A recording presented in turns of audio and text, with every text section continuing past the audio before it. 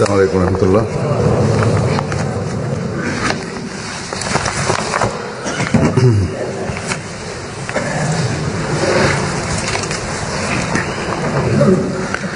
أشهد أن لا إله إلا الله وحده لا شريك له وأشهد أن محمدا عبده ورسوله أما بعد فأعوذ بالله من الشيطان الرجيم بسم الله الرحمن الرحيم الحمد لله رب العالمين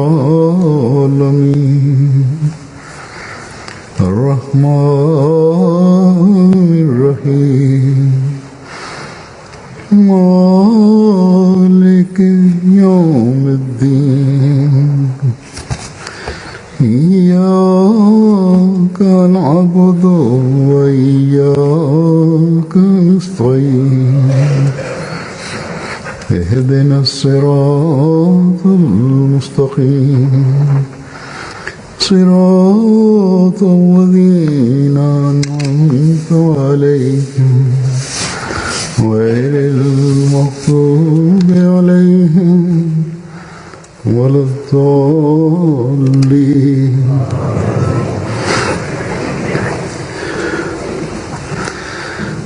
दुनिया में कोई इंसान नहीं जो हर ऐब से हर लिहाज से पाक हो. Nuk ka njëri në botë që është i pastër nga çdo lloj dobësie. Është vetia e mbulimit e Zotit, pra që quhet Sattar, që na mbulon gabimet. Nëse njeriut do t'i zbulohen lajthitjet, gabimet dhe mëkatet, ai nuk do të ketë fytyrë që të dalë përpara të tjerëve. Zoti i Madhërisëm, që është mbuluesi dobësive dhe falsi i gabimeve, na bëri mirësi duke na mësuar se si duhet t'i lutemi dhe si duhet t'i kërkojmë falje atij, në mënyrë që të përpiqemi për të ruajtur nga gabimet dhe mëkatet. Dhe ai gjithashtu na tha që nëse do të veprojmë në këtë mënyrë, ai do të na pranojë edhe lutjet. Gjithashtu ai na bëri mirësi duke na dhënë lajmin e mirë që ai do të na fal gabimet, do të na mbulojë dhe do të na pranojë lutjet. Allahu i Madhërisëm në përgjithësi i mbulon gabimet të çdo njeriu. Falja e tij i mbulon në mënyrë të veçantë ata që i kërkojnë falje, pra që bëjnë istighfar. Fjala ghafara do të thotë fsheh dhe mbuloje. Dhe pak a shumë ky është dhe kuptimi i fjalës satara. Hazrat Mesihu premtu alayhi salatu wasalam thotë: Zoti që paraqet feja islame dhe që e besuan muslimanët është i gjithëmëshirshëm, bujar, falës dhe mbulues i gabimeve. Ai që bën pendes të sinqert, Zoti ja pranon pendesën dhe ja fal gabimet. Por në botë edhe vëllai biologjik të jetë ose ndonjë i afërm të jetë, kur shikon një gabim të tjetrit e quan gabimtar, edhe kur ky i fundit heq dorë nga gabimi i tij. Pra, kur dikush heq dorë nga një mëkat a dobësi e caktuar, prap se prap njerëzit e botës e shikojnë dhe e gjykojnë atë si mëkatar dhe shkelës. हजारों ऐब करके भी रुजू करता है तो Mesiu premtuar selam vion, por sa i madhërisëm, sa i mëshirshëm është Zoti i cili e fal njeriu edhe kur ky i fundit gabon 1000 herë. Nuk ka njeri në botë që ngjyroset tërësisht me ngjyrën e Allahut me përjashtim të profetëve. सवाए नबियों के Pra, vetëm profetët arrin të ngjyrosen me ngjyrën e Zotit. बल्कि Thot आमतौर पर तो ये Mesiu premtuar selam, pra vetëm profetët arrin të tolerojnë njerëzit e tjerë siç i toleron Zoti i Madhërisëm.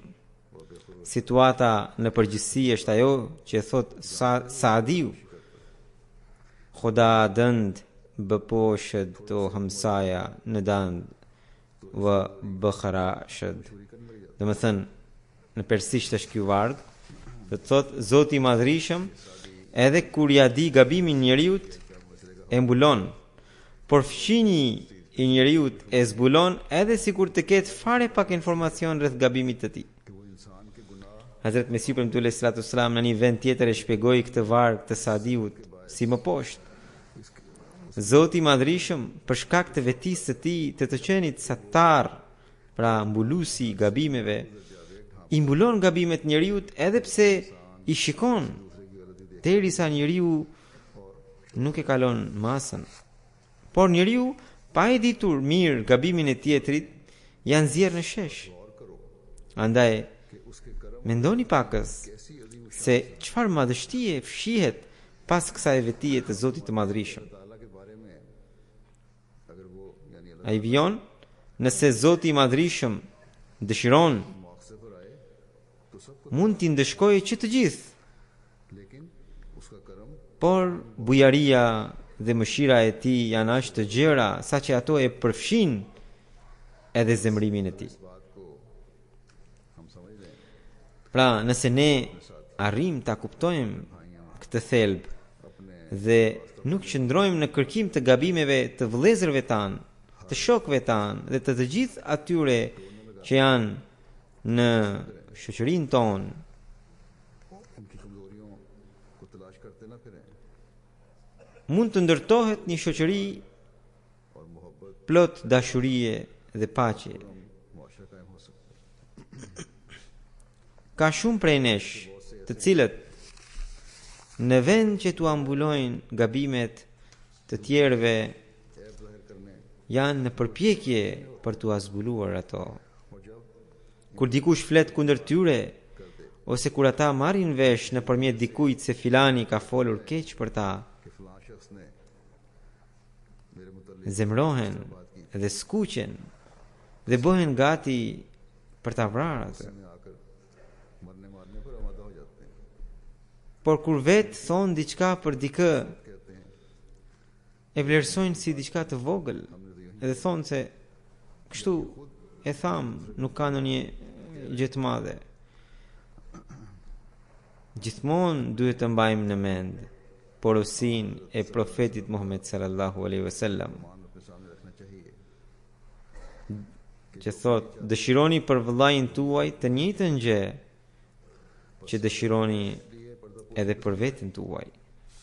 तो दूसरों के लिए भी Andaj, nëse parapëlqeni mbulimin për gabimet e veta, यही वो सनरिया duhet të keni të njëjtat ndjenja edhe për të tjerët. के लिए भी जरूरी है Ky është pikërisht ai parim i artë që është i nevojshëm për paqen e shoqërisë. Kështu që, duke parë gabimin, इस्तिग़फ़ार करनी चाहिए në vend që ta përhapim atë, duhet i kërkojmë falje Zotit. Zoti i Madhërisëm është i vetëmjaftueshëm. हमारे अंदर Dhe duhet kemi frikë se atë gabim mund ta kemi edhe ne dhe në të ardhmen edhe mund ta shfaqim atë. इंसान Nëse njeriu përpiqet me synim të pastër për t'i mbuluar gabimet tjetrit, kjo gjë atij i sjell bekimet e Zotit të Madhërisëm. हज़रत मसीह मौद अलैहिस्सलाम Gjithmonë duhet ta mbajmë mend, हमेशा याद रखना चाहिए gjithmonë duhet ta mbajmë mend porosinë e Hazrat Mesiut të premtuar alaihi salatu wasalam, हिसाब किताब लेने लगे që ai na jep duke thënë, nëse Zoti i Madhërisëm dëshiron, बस बड़े खौफ का मुकाम mund t'i ndëshkojë që të dish, që të gjithë. इस्तिग़फ़ार करते रहना Andaj, në këtë çështje, njeriu duhet të ketë shumë frikë ndaj Zotit dhe gjithnjë duhet të bëjë istighfar, pra gjithnjë duhet i kërkojë falje Zotit. Një herë i dërguari i Allahut, profeti Muhammed sallallahu alaihi wasallam tha: ai që i mbuloi gabimin vllait të tij musliman, Zoti atij do t'i mbulojë gabimin ditën e gjykimit. फरमाएगा उसे ढांप देगा Kurse ai që ja zbulon gabimin tjetrit, और जो Zoti i Madhërisëm मुसलमान भाई की do t'ja zbulojë turpin aq shumë sa që ai do të turpërohet brenda shtëpisë. अल्लाह ताला Sa i rëndë është kjo. ऐब और नंग को Sa shumë duhet të kemi frikë ndaj Zotit. घर में Andaj, उसको रुसवा कर देगा nëse duam bekimin e Zotit të Madhërisëm, në vend që të kemi sy te gabimet e të tjerëve, duhet të shohim tek vetvetja. हमेशा दूसरों के ऐब देखने के बजाय Vetëm atëherë अपने पर mund të tërheqim mëshirën dhe अल्लाह ताला के रहम और फजल bekimin e Zotit të Madhërisëm. Disa njerëz pohojnë, nëse nuk do t'i zbulojmë gabimin filanit, si mund të përmirësohet ai? बुराई जाहिर नहीं करेंगे किसी में देख Gjithmonë mbajeni mend, तो इसलाह के nëse gabimi i ndonjërit e dëmton sistemin e xhamatit ose e përfshin किसी की कोई बुराई një pjesë të shoqërisë në pasojat e tij, या मुआशरे के एक atëherë çfarë duhet të bëni? Juve ju duhet vetëm t'i çoni çështjen njerëzve që janë përgjegjës në xhamat, pra amirit ose presidentit të xhamatit. Ose mund të më shkruani edhe mua, सदर जमात है në mënyrë që t'i kushtohet vëmendja reformës. या मुझे लिखते हैं Edhe Zoti i Madhërisëm nuk do që sistemi i atij xhamati, të cilin ai vetë ka ndërtuar, अल्लाह ताला भी të prishet. कि उसकी बनाई Ai nuk dëshiron që gabimi i një individi të shndrohet në një të keqe shoqërore. के एक इंसान Andaj, vetë Zoti i Madhërisëm u zbulon gabimet e tyre në një kohë të saktuar. इसलिए अल्लाह ताला Siç e thot Hazrat Mesiu premtuar alayhi salatu wassalam, që ai që këmbën gul që gabimi i dikujt patjetër të zbulohet, duhet të di se Zoti i Madhërisëm i vëzhgon gabimet e njerëzve, फैलाना है और जाहिर भी करना है या करते चले por për shkak të vetisë së tij të mbulimit u ambulon derisa ato खुदाओं को अल्लाह ताला nuk e kalojnë masën.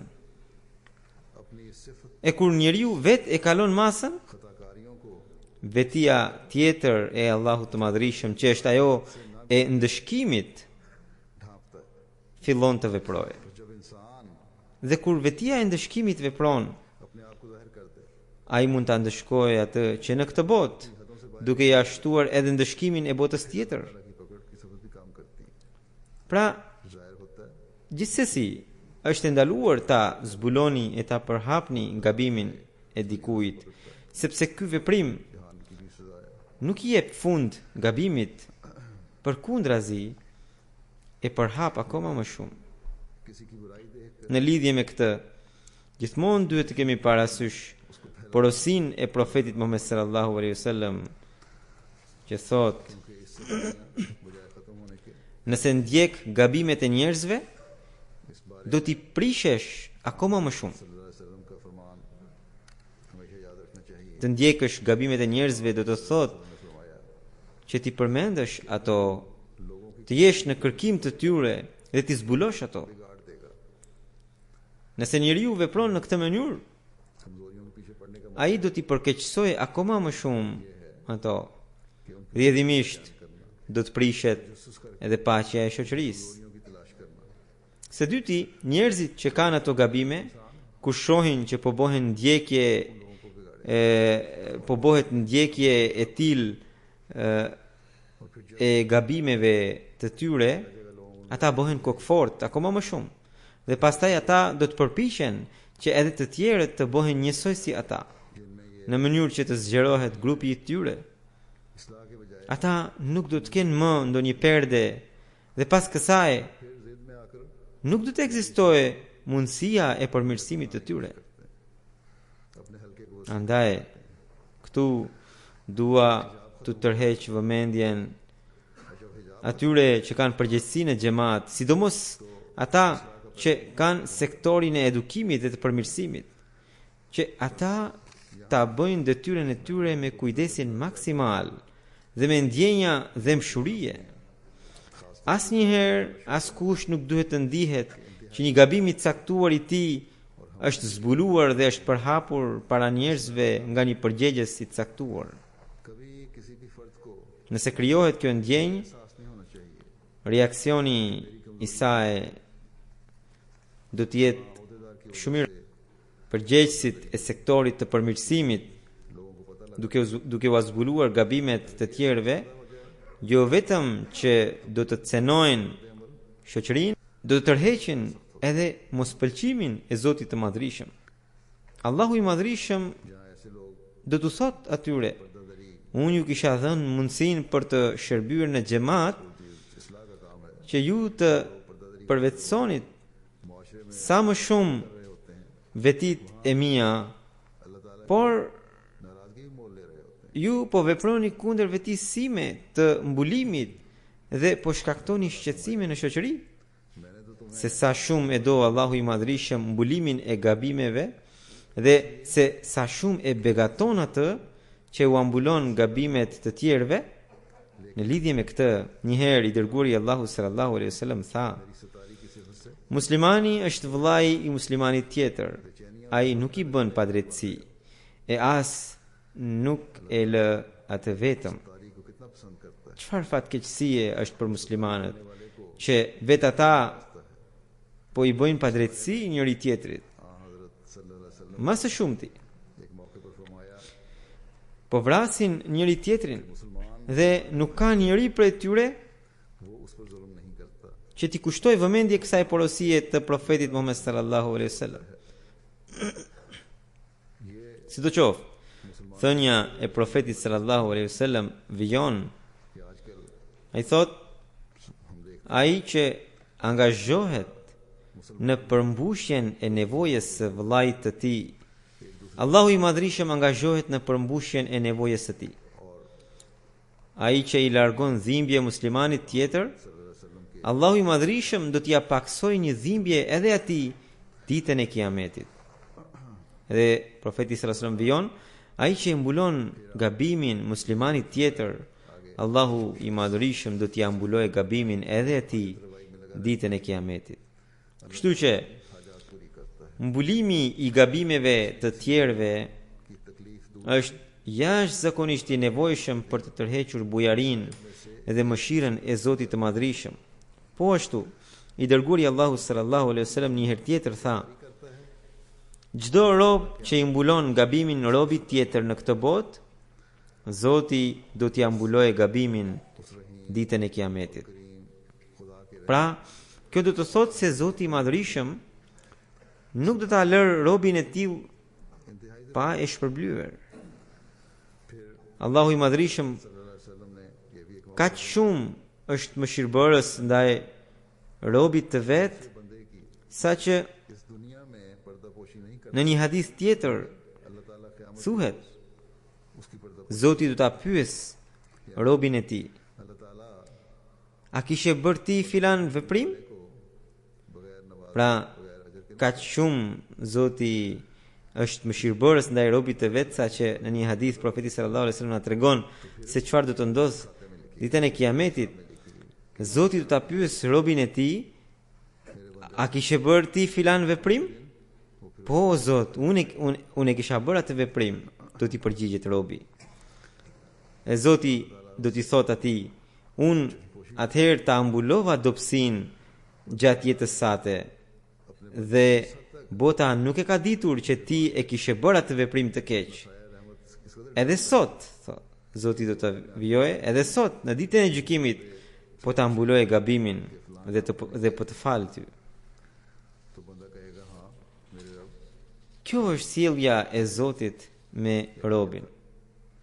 Andaj, nëse edhe ne duam të përfitojmë nga vetia e mbulimit të Zotit të Madhrishëm, kemi nevojë të ambulojmë gabimet të tjerëve.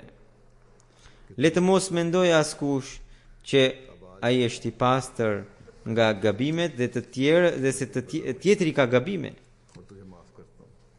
Është vetëm bekimi i Zotit të Madhrishëm që ai na i ka mbuluar gabimet tona. Andaj gjithmonë të keni parasysh këtë që tha Hazret Mesiu premtuar alayhi salatu wasalam.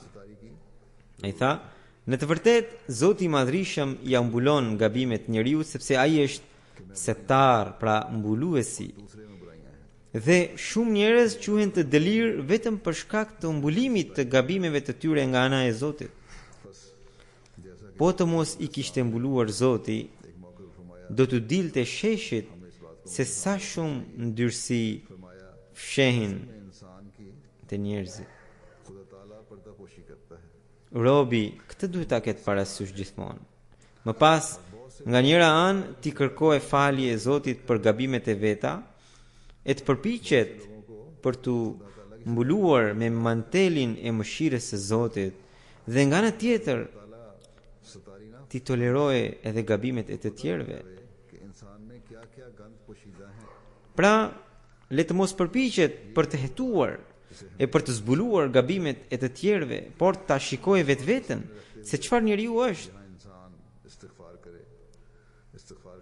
Njeriu gjithmonë duhet të mendojë se ashtu siç Zoti i Madhrishëm ja mbuloi gabimet, edhe ai duhet të mbulojë gabimet të tjerëve. Hazrat Mesiu premtuar alayhi salatu wasalam thot: morali i njeriu përsoset atëherë kur ai karakterizohet me karakterin e Allahut, që do të thot ai duhet të ndjek maksimalisht atributet e Allahut dhe të përpiqet për të ngjyrosur me ngjyrën e Allahut. Për shembull, Mesiu premtuar Islam thot, për shembull, Zoti i Madhrishëm është shumë tolerant. Edhe njeriu duhet të jetë shumë tolerant, duke falur gabimet të tjerëve. Po kështu, Zoti i Madhrishëm ka atributin e mëshirës, të durimit, të bujarisë. Edhe njeriu duhet të jetë i mëshirshëm, i duruar dhe bujar ndaj njerëzve të tjerë. Po kështu, Zoti i Madhrishëm është mbuluesi, pra settar. Edhe njeriu duhet të marrë pjesë në vetinë e të qenit mbulues dhe duhet të ambulojë gabimet dhe dobësitë vëllezërve të tij. Mesiu premtuar Islam vijon, disa njerëz e kanë zakon që kur shohin një gabim të dikujt, nuk qetësohen derisa nuk e përhapin atë mjaftueshëm. I dërguari Allahu sallallahu alaihi wasallam tha se ai që i mbulon gabimin vëllait të tij, pra e citon vetë Mesiu premtuar sallallahu alaihi wasallam duke u referuar profetit, thot Mesiu premtuar sallallahu i dërguari Allahu sallallahu alaihi wasallam tha se ai që i mbulon gabimin vëllait të tij, Zoti i Madhrishëm e mbulon atë. Njeriu nuk duhet të jetë i pandërgjegjshëm, nuk duhet të bëjë padrejtësi ndaj njerëzve dhe duhet të sillet me dashuri e mirësi. Njëherë në një takim me Hazrat Mesiun e premtuar alayhi salatu wassalam, dikush përmendi dobësitë e dikujt tjetër. Hazrat Mesiu premtuar alayhi salatu wassalam ju drejtua atij dhe tha: "I pas keni numëruar dobësitë të gjitha. Do të ishte mirë nëse do të na tregonit edhe të mirat e tij." Kështu që Mesiu premtuar Islam i tha që ai duhet të ketë pasur edhe më të mirat. Ato duhet i përmendit. Kështu që nëse duam të largojmë të këqijat e shoqërisë dhe të përhapim paqe e dashuri, është e nevojshme që njerëzve të tjerë tua mbulojmë gabimet dhe tua zbulojmë të mirat. Kur shfaqim të mirat e të tjerëve, shkaktojmë edhe nxitje për to tek të tjerët. Roli i muslimanit të vërtet në shoqëri është pikërisht të përhap mirësi, të përhapni ligësitë të tjerëve sa për kënaqësinë e gjuhës ose sa për të gjallëruar rreshëm atmosferën e shoqërisë është një mëkat shumë i madh. एक हकीकी मुसलमान का किरदार यही होना चाहिए। Çdo ahmedian duhet të ruhet nga një veprim i tillë. सिर्फ Ne e kemi pranuar Hazret Mesihun e premtuar alayhis salam duke bërë bejtin e tij dhe jemi betuar दूसरों की बुराइयों की nuk do të trazojmë askënd, इंतहाई बड़ा गुनाह है as me gjuhë कि अपनी छोटी e as me dorë. इस्तेज़ा का रंग पैदा करके Këtë duhet ta zbatojmë. लोगों का इस्तेज़ा करना ये बहुत बड़ा गुनाह है, Nuk duhet të harrojmë जिससे që plagët e shkaktuara nga gjuha mbesin gjatë. हज़रत मसीह मौद Gjithashtu, की बैत में आकर përqeshja ndaj të tjerëve dhe zbulimi i gabimeve të tjerëve nganjëherë shkaktojnë pasoja të përhershme. Andaj duhet ज़ुबान से të kemi shumë kujdes dhe të ushqejmë në zemër dashamirësinë dhe dëmshurinë e vërtet ndaj vëllait tjetër. लोगों का इस्तेज़ा Dhe kjo vërtetohet vetëm atëherë kur बाज़ दफ़ा हमेशा रहते हैं, बस हमें बहुत ज़्यादा kur ja mbulojmë dobësitë dhe të mos ja zbulojmë ato as me shaka e as seriozisht. अपने भाई के लिए Po, होनी चाहिए। është kërkesa e dëmshurisë së sinqert që kur t'ia shihni dobësitë tjetrit, खाई का इजहार të përpiqeni që ai ta përmirësoj veten duke e larguar dobësinë e vet. अपने भाइयों की कमजोरी E gjithashtu të përpiqeni që ndikimi i tij të mos përhapet në shoqëri. ना मजाक में ना संजीदगी से की जाए। हाँ, Kjo mirësi किसी की कमजोरी tërheq bekimin e Zotit të Madhërisëm. की हमदर्दी का ये भी तकाजा है Çfarë pret Hazret Mesiu premtuar alayhis salatu wassalam në lidhje me këtë? कोशिश की जाए Ai thot, ताकि वो बुराई या कमजोरी उस शख्स kur të shihni dikë të dobët, thot, उस बुराई kur të shihni dikë të dobët, le ta असरात बाद असरात पड़ सकते हैं। thot kur të shihni dikë të dobët, duhet ta këshilloni atë në fshehurazi. Nëse ai nuk ju pranon, नेकी है të luteni për të. अल्लाह ताला के फजल को जज़ब करने E nëse nuk shikoni dobi nga asnjëra prej këtyre dy përpjekjeve, वाले इस सिलसिले में çfarë duhet të bëjmë? हमें क्या देखना चाहते हैं? Thot Mesiu premtuar alayhis salatu wassalam, atëherë kuptojeni se kjo është një çështje e caktimit të Zotit. Derisa Zoti i Madhërisëm e ka pranuar një njeri të tillë në xhamatin e tij, atëherë detyra juaj është të mos u nxehni duke parë dobësinë e tij. तो उसके लिए दुआ करें।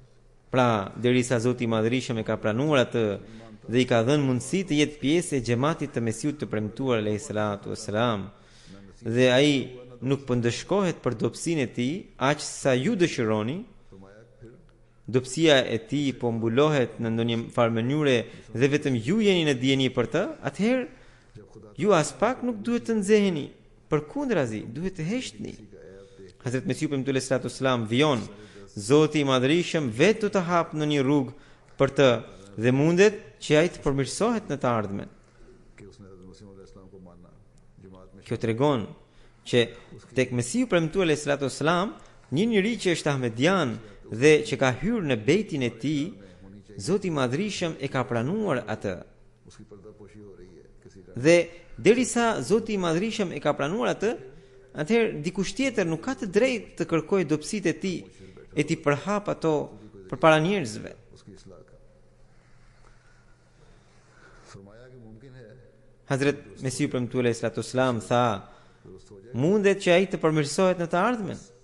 इससे पता लगता है कि हज़रत मसीह मौद अलैहिस्सलाम के नज़दीक Më tutje, duke e vijuar të njëjtën temë, बैत में आना ये जाहिर कर Hazret Mesiu premtuar alayhis salatu wassalam thot, Qutb dhe Abdal, उसे कबूल Qutb dhe Abdal do të thot njerëzit me pozitë të lartë tek Zoti, por që nuk janë profet apo kalif. उनका इसको तलाश करके Thot Qutb dhe Abdal nga njëherë bëjnë ndonjë gabim, pra edhe këta bëjnë gabime. Madje thuhet, thot El Qutbu qad yazni, do të thënë edhe Qutbi përfshihet në zina, pra në kurveri. Gjithashtu shumë të tjerë që ishin vjedhës dhe kurvar u bën kutb dhe abdal, pra u bën njerëz të Zotit. Mesiu ibn Selam vion, nuk është mënyra jonë të braktisim dikë nga nxitimi. Kur dikujt i prishet fëmia, ai përpiqet maksimalisht që ta përmirësojë atë. Në të njëjtën mënyrë, nuk duhet të braktis një vllajin tuaj. Pra, duhet të përpiqeni për të tua mbuluar gabimet. Thot, ashtu siç përpiqeni për përmirësimin e fëmijëve tuaj, duhet të përpiqeni edhe për të larguar dobësitë e vëllezërve tuaj. Bashkë me përpjekje duhet të bëni edhe lutje. Nuk është mësimi i Kuranit famlar që kur të shikoni dobësinë e dikujt ta përhapni atë e ta diskutoni me të tjerët. Përkundrazi, ai thot: "Wa tawasau bis sabri wa tawasau bil marhama." Ata këshillojnë me durimin dhe me mëshirën, thot Kurani, për besimtarët e vërtet. Merhama do të thot të këshilloni tjetrin kur shikoni dobësinë e tij e të luteni për ta. Lutja ka shumë fuqi. Vaj për atë njeri që 100 herë përmend një dobësi të dikujt, por lutjen nuk e bën asnjëherë. Dobësinë e tjetrit mund ta tregoni atëherë, Mesiu ibn Selam thot, dobësinë e tjetrit mund ta tregoni atëherë kur të keni bërë lutje me të qara për të paktën 40 ditë. E nuk do të thot që pas kësaj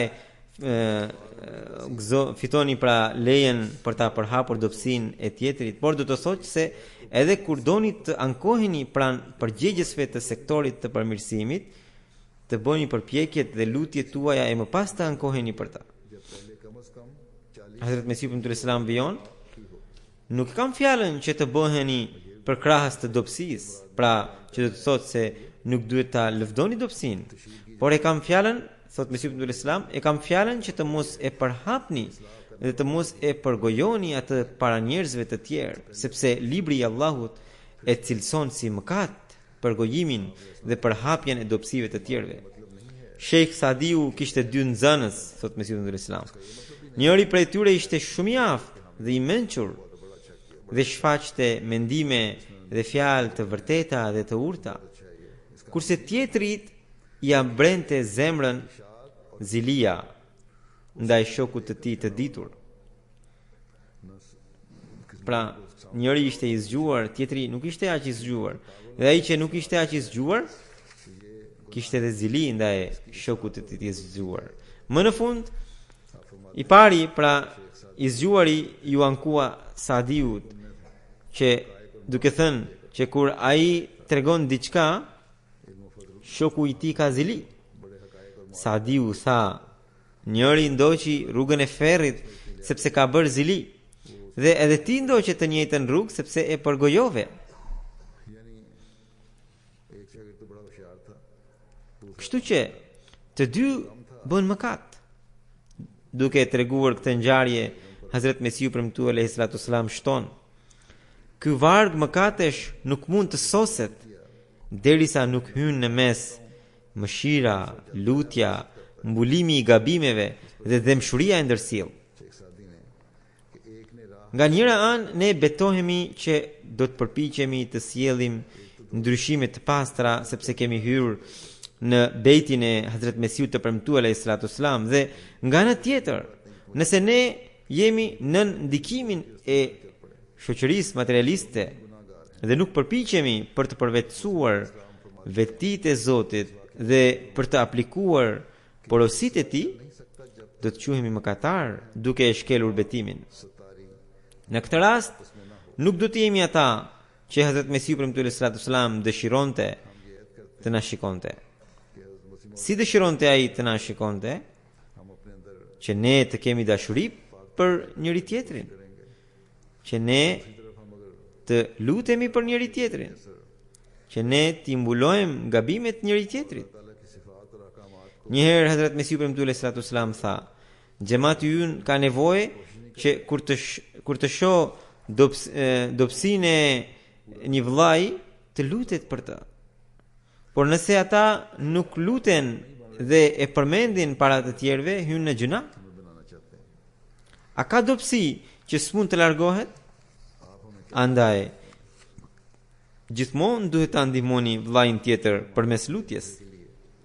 Dhe ne në vend që të kërkojmë dobësitë e njëri tjetrit, në vend që të zbulojmë gabimet e njëri tjetrit, do të lutemi për njëri tjetrin. Pra kur do të lutemi për njëri tjetrin, kur do të ndihmojmë njëri tjetrin, atëherë do të bëhemi xhamati i vërtet që dëshironte Hazreti Mesiu premtu alayhi salatu wasalam. Kjo pikërisht është edhe vlera e muslimanit të vërtet, sipas thënieve të profetit Muhammed sallallahu alaihi wasallam. Dhe pikërisht kjo gjendja jon do të bëhet mjet për faljen tonë dhe për mbulimin e gabimeve tona, për të hyrë në paqen e Allahut të lartësuar dhe për të fituar bekimet e tij. I dërguari Allahu sallallahu alaihi wasallam na ka mësuar një lutje, të cilën shpesh duhet ta bëjmë, dhe ajo është: O Allah, të kërkoj paqe në këtë botë dhe në botën tjetër. O Allah, të kërkoj falje dhe shëndet në besimin tim e në botën time, në familjen time e në pasurinë time. O Allah, mi mbulo dobësitë dhe më dhuro paqe prej shqetësimeve të mia. O Allah, mbromë nga para e nga mbrapa, djathtas, majtas e nga sipër, dhe kërkoj mbrojtjen e madhështisë sate nga prekja e ndonjë ndëshkimi nga poshtë. Kur do ta bëjmë këtë lutje për vete, le të kemi të njëjtat ndjenja edhe për të tjerët. E kur do të kemi këtë gjendje, Zoti i Madhrishëm do të na pranojë lutjet. Zoti na bëft të fitojmë pëlqimin e tij. Pas namazit do të udhëheq një xhenaze gaib, e cila është e Malik Selim Latif sahibit, avokat dhe president i xhamatit Nankana Sahib Pakistan, i cili ishte i biri i Malik Muhammad Shafi sahibit. Ai ishte 70 vjeç. Më 30 mars, pra dje në 30 mars 2017, afërsisht në orën 9, kur ai doli bashkë me të birin gjatë rrugës, një kundërshtar i xhamatit erdhi dhe e martirizoi. Inna lillahi wa inna ilaihi rajiun. Dëshmori në fisin e tij, Ahmediati ka ardhur përmes 2 dajeve të babait të tij, që ishin edhe sahab të Mesihut premtuar alayhi salatu wasalam. Ata ishin nga Çek Saadullah pran Kadianit. Babai i dëshmorit ishte Ahmediani i lindur. Përpara ndarjes së Indisë dhe Pakistanit, ata erdhën në Nankana Sahib. Dëshmori lindi në vitin 1948 në Nankana Sahib. Mësimet e para i kreu në Nankana Sahib dhe më pas në Lahore mbaroi fakultetin e drejtësisë. Në 67 filloi të punonte si avokat. Në vendngjarje ishte i biri Muhammad Farhan Khan, i cili gjithashtu avokat. Pra, siç u thash, në orën 9 të mëngjesit ata po shkonin në gjykat për punën e tyre dhe ishin në motor. Ndërkohë erdhi një njeri tjetër i panjohur me motor edhe u bëri me shenjë të ndalnin, nga që ishte sheshë dhe ata do të merrnin kthes. Motori i tyre tashmë ishte ngadalësuar dhe ai filloi të qëllonte me armë zjarri. Plumbi i parë përshkoi në brinjën e djathtë dhe më pas ai qëlloi edhe nga mbrapa dhe kështu dëshmori, pra Malik Selim sahibi ra nga motori. Autori i filloi të qëllonte edhe të birin, mirëpo ai shpëtoi dhe i biri filloi të thoshte me zë të lartë shahadetin, duke thënë la ilaha illallah, dhe aty edhe pse ishin shumë njerëz, por askush nuk erdhi për të dhënë ndihmë dhe preferuan t'i bënin sehir kësaj masakre të makabër. Dhe kundërshtari i xhamatit, pra, që e bëri këtë masakër, nga që nuk po i punonte arma, dhe ai pastaj u largua, por ndërkohë avokati Malik Selim Latif sahibi ra dëshmor. Në 74-ën kur qeveria pakistaneze kaloi ligjin kundër ahmedianëve, Xhamati ka pasur shumë vështirësi në zonën ku ai banonte. Ai kishte pozitë lartë në shtet dhe për atë arsye shumë ahmedian kishte sistemuar në zonën e tij, edhe atë lagje kishte quajtur zona e ahmedianëve, por pas atij ligji edhe shteti e ka ndruar edhe emrin e lagjes duke qëndruar në Qazafi Street, pra rruga Qazafi. Ai ishte shumë trim dhe shumë i dashur, shumë mikprites dhe sidomos përgjegjësit e xhamatit u shërbente me shumë përullësi, gjithmonë ndihmonte të tjerët në namaz, ishte shumë i përpikt. Në 89-ën kur xhamati ka pasur persekutime të ashpra dhe shumë shtëpi të ahmedianëve janë djegur, edhe shtëpia e tij ishte djegur. Në këto rrethana ai e ndihmoi shumë xhamatin me pozitën e tij. Në 2010-ën në ndërtimin e xhamisë shtetit të tij ai dha një kontribut të vyer. Ai shërbeu si presidenti i Nankana Sahibit për vite me radhë, madje për dekada, edhe bashortja e tij shërbeu si Sadr Lajna, e cila ndroi jetë vitet e fundit. Ai la pas dy djem, Uwais edhe Muhammad Farhan, që të dy avokat, i fundit që ishte edhe në vendngjarje është Qaid, pra kryetari i Khudamve, dhe ka lënë edhe një vajzë e cila është mjeke në Lahore. Ai la pas edhe 3 vëllezër dhe 3 motra. Një vëllai i tij është Malik Muhammad Nasim Sahibi, që është jeton këtu në Londër, dhe babai i dëshmorit dhe nëna e doktor Abdussalamit, nobelisti, pra kanë qenë të afërm. Zoti ja ngrit nivelet në xhenet dëshmorit dhe fëmijët pasardhësit e tij i boft që t'i vijojnë vlerat e tij, dhe kurse kundërshtarët e xhamatit, armiqt e xhamatit, Zoti bëf që ata të kapen sa më parë. शहीद मरहूम और इनकी फैमिली की ख्वाहिश के पेश नज़र उनके आबाई इलाका साहिवाल में उनकी तदफीन अमल में आई है। अल्लाह ताला और शहीद के दर्जात बुलंद करे और इनकी औलाद को भी इनके नक्शे कदम पर चलाए, नेकियों में आगे बढ़ाता चला जाए और मुखालिफिन अमली और दुश्मनान की भी जल्द पकड़ के सामान पैदा फरमाए।